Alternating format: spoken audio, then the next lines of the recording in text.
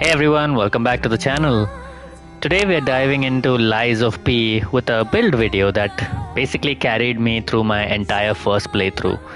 Lies of P has incredible customization, and I basically spent a lot of time experimenting with different weapons, items, and fable arms to create a setup that synergizes exceptionally well. Before we actually jump into the guide itself, for those of you who haven't ventured into the world of Lies of P, let me give you a quick rundown. Lies of P is a steampunk twist on the classic tale of Pinocchio and Geppetto, developed by Round 8 Studio. You take on the role of P, navigating the intriguing city of Krat, battling puppets, monsters, and pretty much everything in between.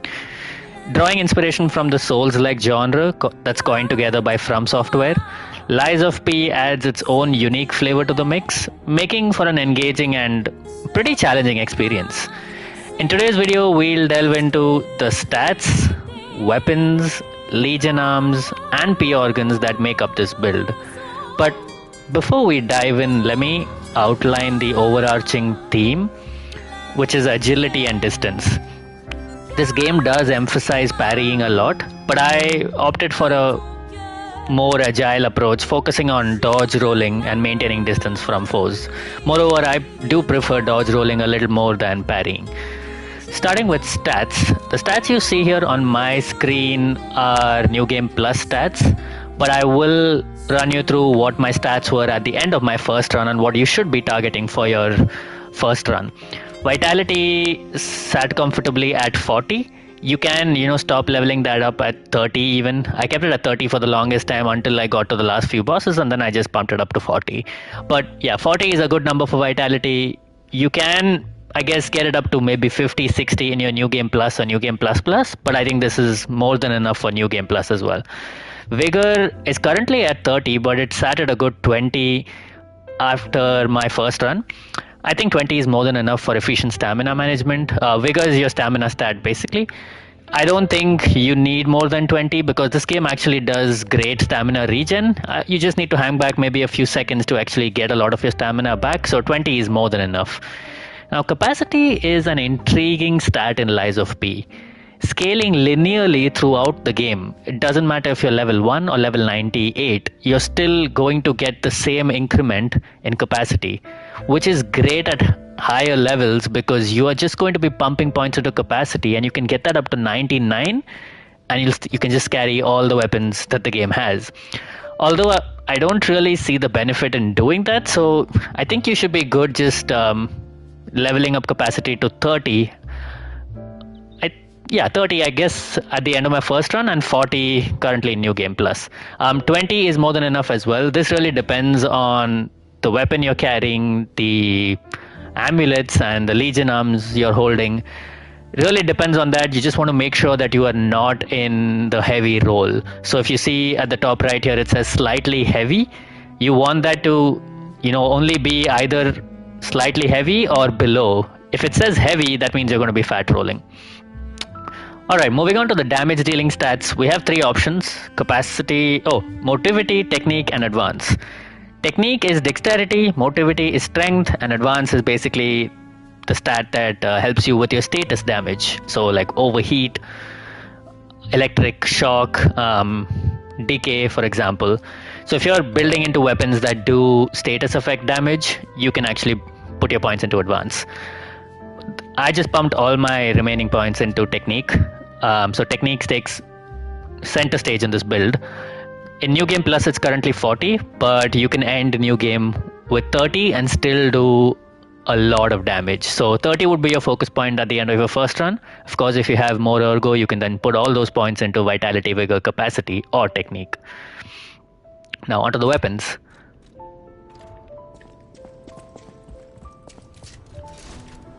My main weapon of choice is basically a combination of the bone cutting saw blade and the booster glaive handle, with the booster glaive handle being literally the star of this entire build. This game has a very interesting mechanic that I love. I really hope From Software steals this. You can take the handle of any weapon and then combine that with the blade of any other weapon to make your own unique combination of weapons. So I basically took the handle from the booster glaive and then put it together with the bone cutting saw blade, of course at plus 10. That just makes my weapon incredibly long. The reach on this is super long, and you'll see why in just a minute. You can of course go with any other blade. The booster glaive handle is literally what makes this build. So just look at the distance I will travel with my charge heavy. I'm standing here, and I can still get that attack in. The charge heavy with the booster glaive handle is incredibly OP. You can just get your hits and then roll away or dodge away. Again, making this build incredibly mobile. I'll just get my hit in and then dash out. The light attack is cool. I'll show you the Fable Arts as well. Fable Arts is this game's version of special attack. So the blade has a Fable Art and the handle has another Fable Art. The Fable Art for the blade is just a strike from above, and the Fable Art for the handle is basically a slash. Both of these deal a ton of damage, so you can basically build out your Fable Arts over a period of time and then dish out that extra damage when you want. The second weapon of choice is a boss weapon, so you can't really disassemble boss weapons. This is called Puppet Ripper, and you get it at the end of Act 5, I think, after you beat the boss. Again, I've gone for this weapon to really prioritize mobility and also keeping my distance. So if you actually look at the Fable Art of the handle, I'm standing quite a distance away and still got all those hits in. Another reason I have this on is because this is a quicker option. So if I'm fighting a boss that's pretty quick, I can just easily get my hits in from a distance, and it's pretty quick too. Definitely, I think one of the better boss weapons in this game. A lot of other technique builds will probably recommend the Two Dragon Sword because it has its own parry mechanic, and that weapon is amazing. Although I just prefer the Puppet Ripper for this specific build. All right, moving on to our trinkets. Amulets and defense parts offer flexibility. I've opted for increased stamina recovery speed and HP restoration continuously. It's not much, it's probably like 1 or 2 HP per second, but this is really good when you're just roaming the world, general mob encounters, because you do have time in between each fight, so your health is just going to be taken care of. You can definitely swap this for more defensive options when you're actually going into a boss fight, because you don't have that much time in a boss fight. You can go for the Conquering Amulet, which lets you have additional damage upon a successful perfect guard.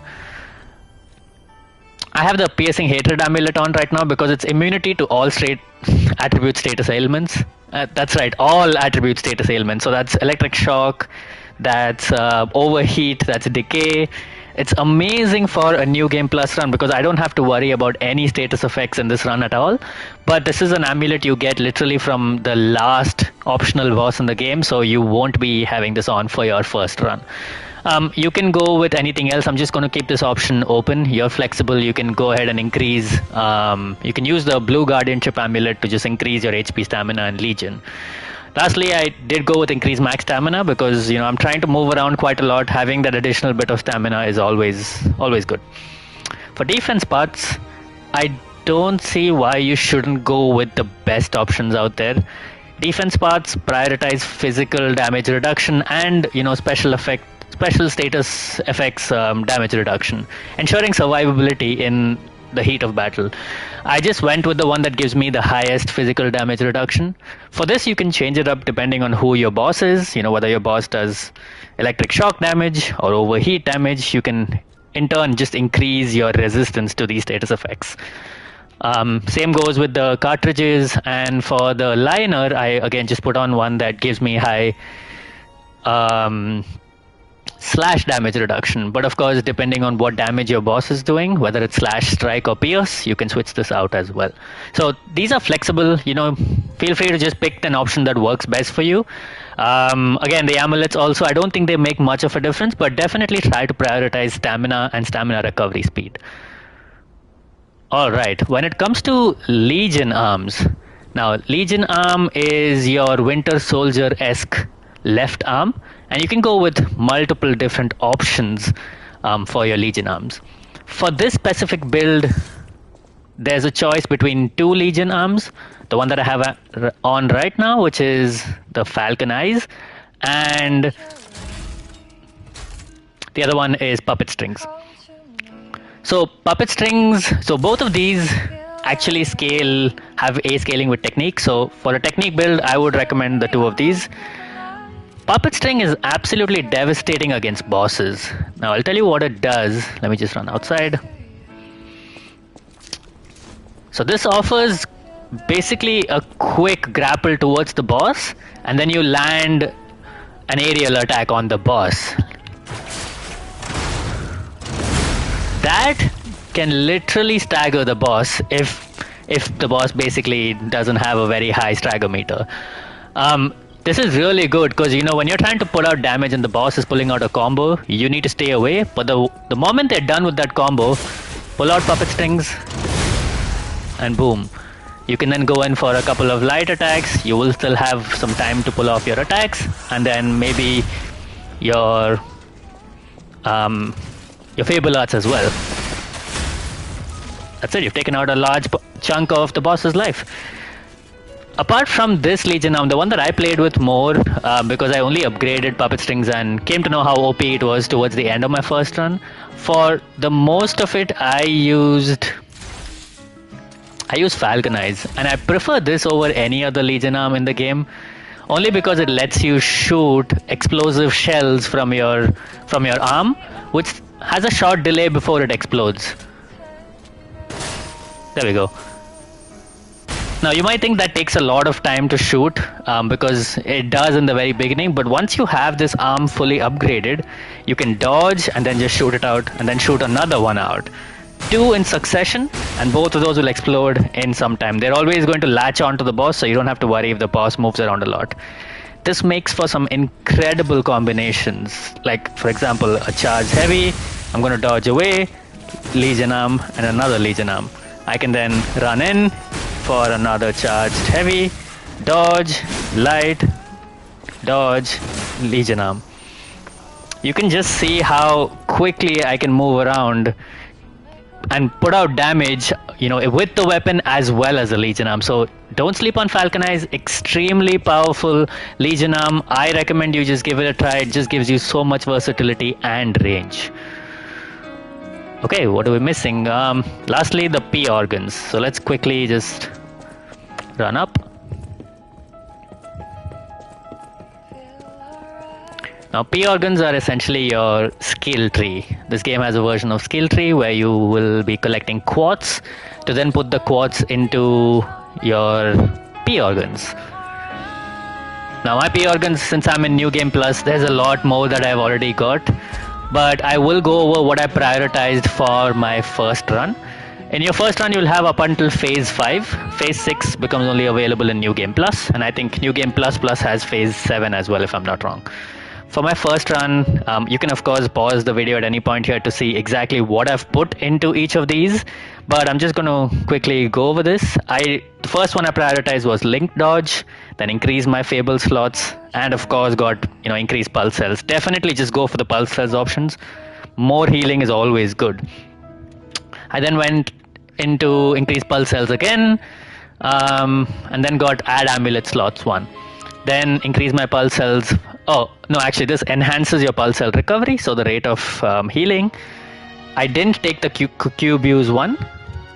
I then went on to Phase 4 to take more Amulet slots, more Fable slots, increasing the special Grindstone use. I found this to be helpful.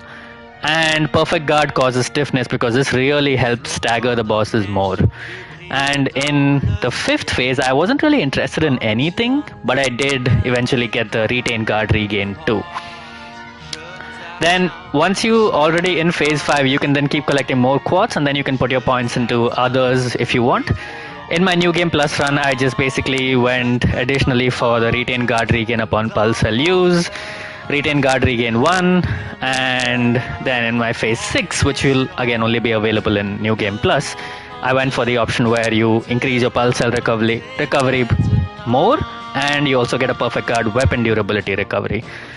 This is just an option for NG Plus, but of course if you're just playing your first run, you will stop with Phase 5. This is flexible. I don't want to say you have to follow exactly what I've done here. This is just what works for me. It really helps me manage my stamina and also get in that additional damage. So you can actually put your points into any of these nodes you want here. This is, I think, flexible, so definitely feel free to play around with this and find what works for you. The main theme of this build, or I guess the star of this build, is the booster glaive handle along with Falcon Eyes Legion Arm. Those two together with some really good P organs upgrades, you're going to actually be just smashing through this game in your first run, just wrecking bosses. Maybe the last few bosses are the only ones that are going to give you some trouble, but otherwise you're incredibly mobile. Now that we've covered the basics, let's actually put this build to the test in action. I'm just going to jump into, I guess, a location where we can fight some mobs. I don't think I'm towards the end of my playthrough here, so I don't think we'll show any bosses. Let's see, where can we go? I think, yeah, let's go to Lorenzini Arcade.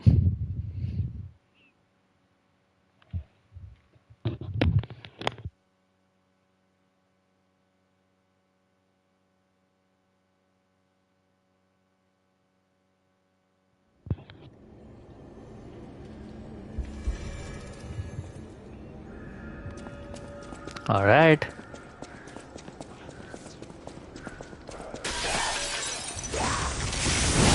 There we go, charge heavy. Another charge heavy.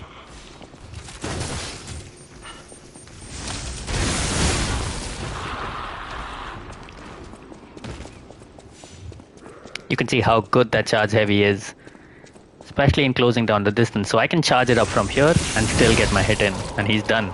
He didn't have a choice. Oops. Now this is where your Falcon Eyes can become very helpful, because she does range damage. You want to be dodging away from that. So the next time she throws, you can just dodge and then spit out your Falcon Eyes. Dodge. There we go.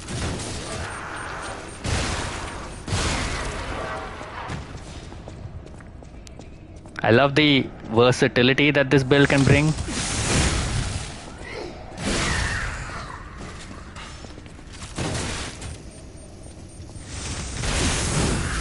Oops, didn't get that distance there.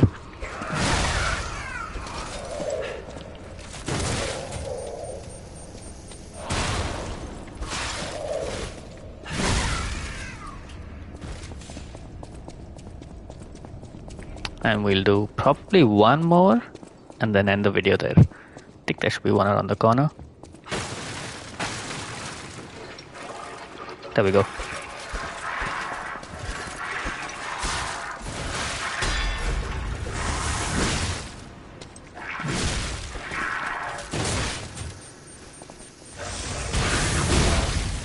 And we have the stagger, critical hit, and it's over. You can see how good this build is. It's not just good at moving or like mobility, but also at putting out damage.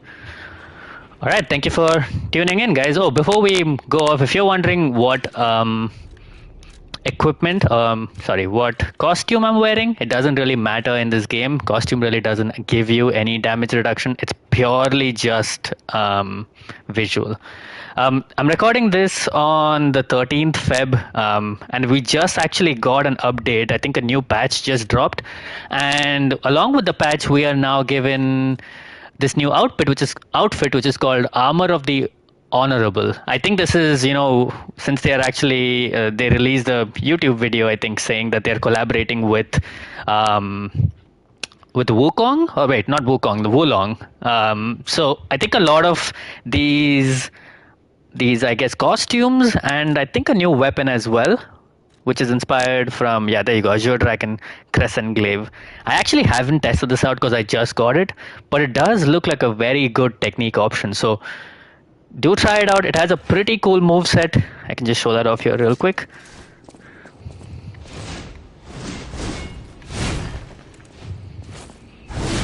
Yeah, definitely try this one out. I'm probably going to be just playing the rest of my New Game Plus once I upgrade this. But thank you for tuning in, guys. I really hope you try using this build, see how potent it can be against bosses as well, and don't forget to leave a like and a subscribe, and I will see you guys in the next one. Cheers.